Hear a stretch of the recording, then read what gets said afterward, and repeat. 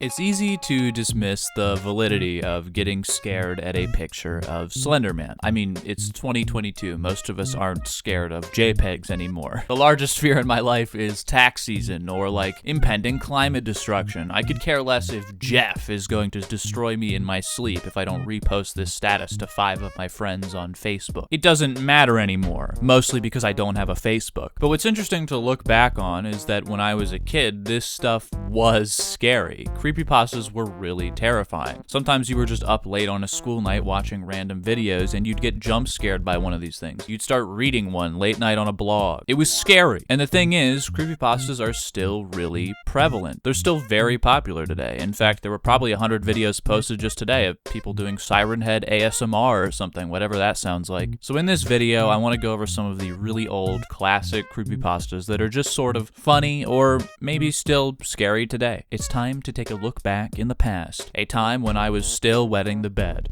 I don't wet the bed anymore. I swear. I really don't wet the bed. Please believe me. This is from many sources, one of or even the first creepypasta of all time, and it's called Ted the Caver. In my opinion, the creepiest thing about this is the HTML and lack of JavaScript. Also, someone ate a lot of Taco Bell. This hasn't been updated since most of you weren't even alive, so the guy who made this might even be dead. I've clicked inside. I've now entered Ted the Caver. By the way, this is on angelfire.com. I mean, this alone is scary. Like, I don't even need to read the text. I'm already scared. Like, imagine running into this webpage in the early 2000s, right? Black background with this gray text. So the idea is that this guy has been going on these caving trips, found it in December of 2000, and he's been kind of taking pictures with his Kodak Fun Saver camera. But there's a couple of ground rules. For example, he will not reveal the location to anyone for any reason. So it's definitely real and definitely exists. It still has a typo to this day. To protect myself from people who might want to copy this site, I include the following. Which, honestly, like, this is authentic. I think you should keep that. It adds to the horror. Alright, the discovery. Oh my god, blue text? I'm shitting bricks. I've been constrained to 140 characters for so long. Is this how people in the old days did this? Were people willing to sit on HTML pages and read this much text? I can't handle this. Let's just take a look at the photos. Click to see a photo of the original opening. This is some Junji Ito shit, man. This is my hole. Okay, so that's his hand sticking through the opening. Click to see a rough drawing of how the passage originally looked. Unknown area. Our lights only illuminated about 20 feet back, so there could be something back here. This is Junji Ito's hole. Some sort of creature crawled in here and probably created like a gamer cave. I love this fucking stick figure and like the JPEG artifacting on this old ass image. Oh wow, this hole, they're really starting to get up in there. So there's something back there. There's something back there, man. I'm telling you, they're gonna climb into this hole and there's gonna be a dude just sitting there drinking like Mountain Dew cans and playing World of Warcraft. Opening's pretty big now. They're starting to really, I mean, this is almost as big as my gaping ass. Talk about an ass, holy shit. Never mind, this guy's got a dumpy. Oh my god, he went all the way in. I can't handle it. This makes me so claustrophobic. There's no way he went in, right? Like, they probably, do you think he really fit in there? I think they just put a pair of pants and shoes up there and just pretended somebody was in it.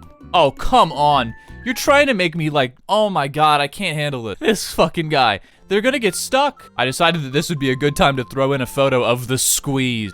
This is literally the Junji Ito novel. I straight up, it was, what came out first? Yo, I think Junji Ito plagiarized this shit. Like, this is so much effort put into a creepypasta. No one would do this nowadays. Not to mention this guy's kept his website up for like 20 years. I mean, there are some cool creepypasta creators, you know, people that are making really cool horror fiction. But most people are just typing like a couple sentences on Wattpad. This is some effort, man. Our progress on the hole. So this is the the hole over time. Me when I gape. Here's this guy just having a good time in the cave. Looking good. Minecraft didn't exist back then, so, you know, this is the best you could really get. So he's like squeezing himself into this fucking hole, man. This is awful. I am so claustrophobic, I can't handle it. So his friend B is like cheering him on, screaming Virgin Passage and Neil Armstrong territory. Nowadays he'd be going, let's go, and Poggers, you got this. And now he's saying he found a symbol. I mean, really, you need to go back to graphic design school, man. This is the worst logo of all time. Graphic design is my passion. Last picture before he entered the large room. Very terrifying. You think he's gonna find like the Yeti from Star Wars 5? So he's circling some sort of, this is like a YouTube thumbnail 2022, you know, you gotta like circle something. Needs more red arrows, I think. So they now have found another person to explore the cave with. This is Joe. They've now got Joe Mama on the case. And apparently he's slipping through the passage like no one ever could before. He can fit through any hole. Classic Joe. I entered an angel fire error. This art is terrifying. This is straight out of 2000. He goes to, you know, record and film basically this new passage that they find. And he starts to hear a scraping noise. His light breaks. He starts to feel like he's gonna pass out. Pains shooting through his neck. He's kind of stuck in this passage. He's like probably hallucinating at this point. I don't know. Maybe like he did some magic mushrooms before the trip. He's also smelling some awful shit. Probably because there's like a gamer on the other side of the passage. Hasn't showered in like 5 weeks. It's all fun and games until you smell the stench of a gamer. And so, I mean, I've been fucking skimming through this, because, look, I didn't come here to read a fucking novel, but it kind of seems like they don't really see anything. He just smells something really terrible. He starts to feel like an intense pain. He feels like he wants to vomit, and he sort of refuses to go back to the cave. It actually took him 4 days after the experience to even write on this journal. And then there's this sort of final page where he reflects on his thoughts. 5/19/01. But he leaves you with this final passage. For my family and friends who are reading this, I say, be at peace. I will conquer this cave. Then I will return and update this website immediately. So, yeah, Ted is dead. I mean, maybe he's still kicking around. Maybe he decided to start his own gamer den in the cave. If you try to click next, nothing really happens.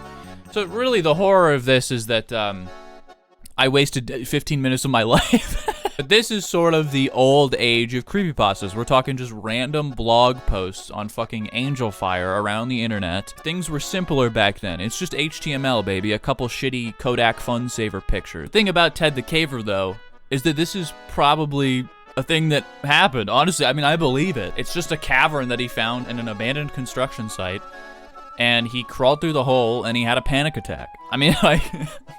Seems pretty plausible. I don't think the Sasquatch Yeti is hiding in the cave playing World of Warcraft, but I mean, this probably happened. So it is kind of an interesting piece of creepypasta history. I mean, this is at least believable because it's so minimalist. I mean, it's not like a shitty drawing of a guy with like a bleeding smile. Like it's not Jeff the Killer. So this is Suicide Squidward, which is terrifying but also very silly looking back at it. I mean, it's very jarring to look at. I mean, you just have like scenes of Squidward like bleeding out of his eyes and stuff, and apparently this is supposed to be a leaked SpongeBob episode, right? The idea is that some animator who worked at Nickelodeon had footage of this. Well, you two knock it off. I have a concert to practice for. Most believable Squidward impression ever. Well, you two knock it off. I'm playing Among Us. I just feel like you couldn't really get away with this today, you know? Imagine like this taking place today, you know? Like imagine Suicide Teen Titans Go Robin. It doesn't have the same punch. I mean, this is pretty, honestly, this is still creepy. Like what is that in the background? Do you think it's a guy in his bedroom just going, I want to know what they sampled. Okay, so now his eyes are bleeding. I mean, it's a really weird way to end it all. Just bleed from the eyes. There's a lot of stuff like this. I mean, as you can imagine, if you're a kid on the internet, you know, in the early 2000s, this is the kind of thing you're interested in. You're interested in SpongeBob and video games. People might have heard of Ben Drowned was a classic one based on Legend of Zelda. The idea is that it's a copy of Majora's Mask, a cartridge of it that has been haunted by the ghost of a boy named Ben. There's something to be said about the minimalism of the early internet, and how creepy it was, you know, if you were a kid in the early 2000s, stumbling upon stuff like this. There were no rules yet. We were still all just figuring out the internet. People weren't so jaded, and stuff like this was creepy if you were 10. I think the minimalism of the web that surrounded these pieces of art makes it creepier. All right. Let's fucking talk about it. Jeff the Killer. This image is so fucking funny. I mean, it's funny that there was a time where this was scary. You know what I mean? Because this is the worst Photoshop job of all time. But that's part of what makes it creepy, right? Because it's so minimalist.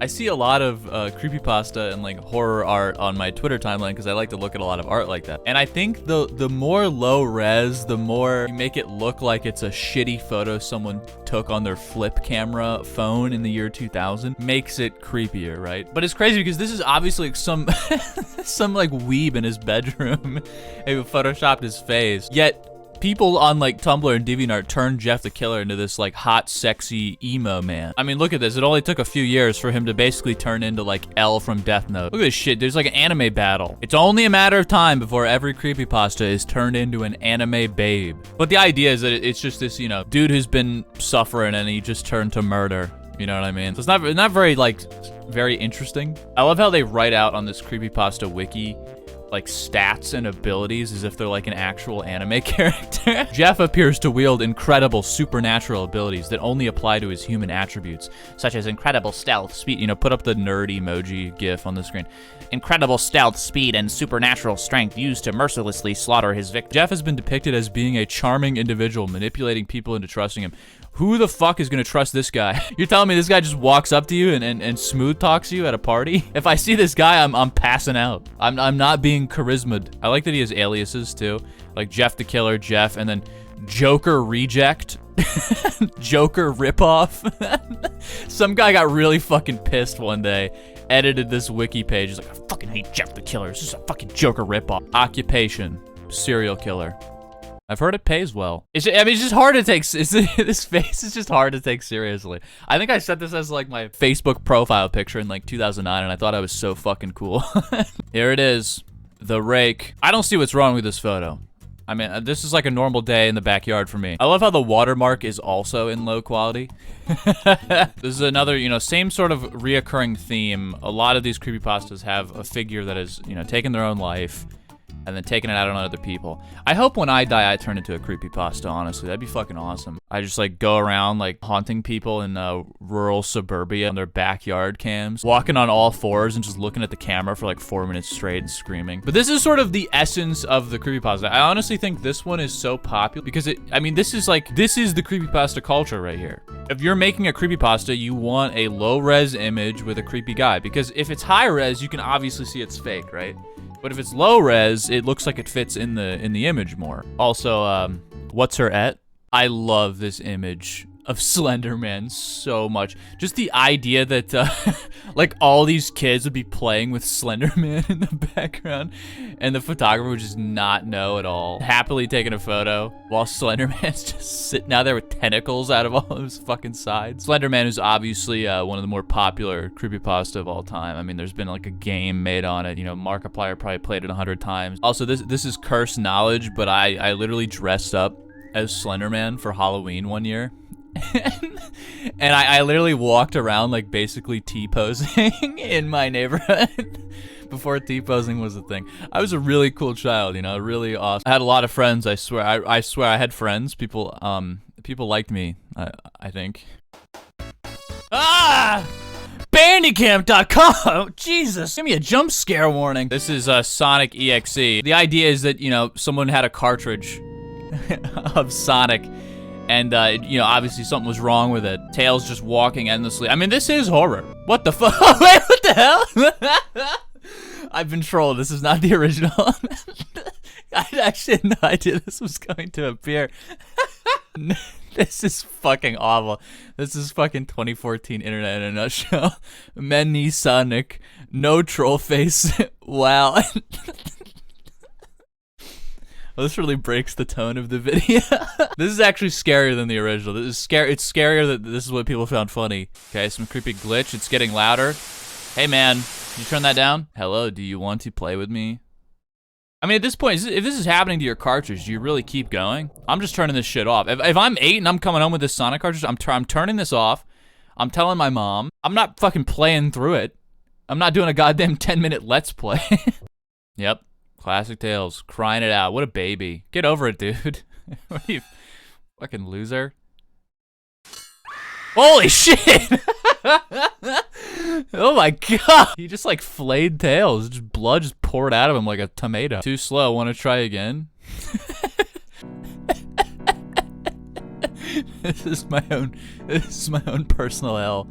Just playing as Dr. Eggman Naruto running to this fucking terrible piano. Dun, dun, dun, dun. This is actually like a sad Naruto scene. Like, this should be in black and white, you know, like a Naruto flashback. It's hard to take Dr. Eggman seriously. He's such a silly fucking character. Game over.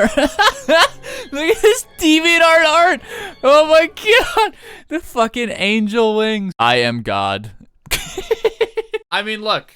Again, if you're 6, this is scary as hell, man. I mean, you'd be getting chills. If you're 22, you're like, hey, man, you need to go to the dentist. You should probably start flossing. Your gums are literally green. These old creepypastas are sort of humorous to look back on a lot of the time. I mean, I'm 23 now, so it's hard to really get back into my 12-year-old's brain and start shitting and pissing to a deep-fried 2009 creepypasta. But this stuff was really scary as a kid, and nowadays people are still probably finding their own modern creepypastas to get scared of, and in a way, I think that's cool.